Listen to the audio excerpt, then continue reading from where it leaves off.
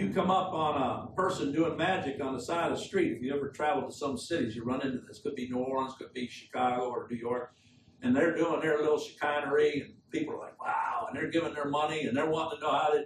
That's men doing their magic. And the scriptures say, beware of such men. Especially when you go into a congregation.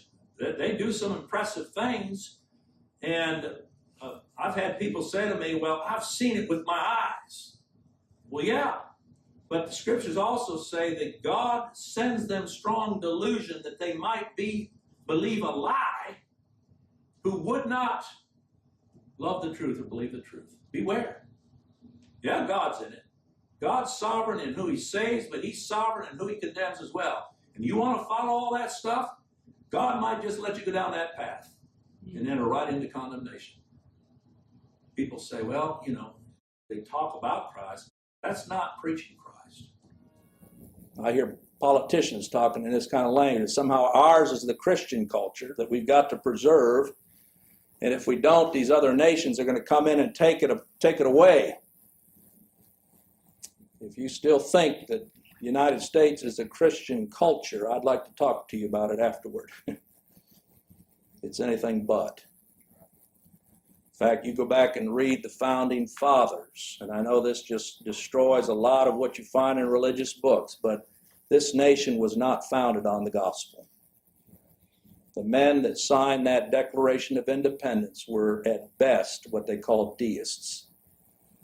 That somehow God created the world, set it in motion. Now he doesn't want to be disturbed. So let's roll up our sleeves and get to work and make it something that's going to be habitable. That's pretty much the sum of it. Every once in a while, God, like a clock, will reach down and kind of wind it up again for us and set it back down, but, the power's in your hands. That's just the same old free will religion that's always been around. That's what this nation's founded upon. And that's what religion is about, you see. And again, I remind you, unlike so many messages that you hear, Canaan is not a picture of heaven. If it were, then Aaron would not be saved. Moses would not be saved. Canaan was a type of Christ. It was a type of rest that is in Christ, and a type of the promised rest to those who rest in him.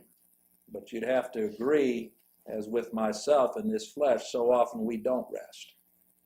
As much as we know and believe concerning Christ's finished work, how many times we find ourselves struggling and striving with what men think we ought to be doing and with what we've been brought up with, and our consciences are very much alive. Now, the blood has purged us from dead works. There's no question, the blood of Christ. But in ourselves, we're still like Moses.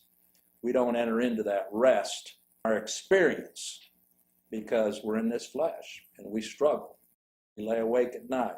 We think upon things that are so contrary to the gospel. And yet, if our salvation depended upon that, we'd be lost. We'd be lost. Thankfully, it's not.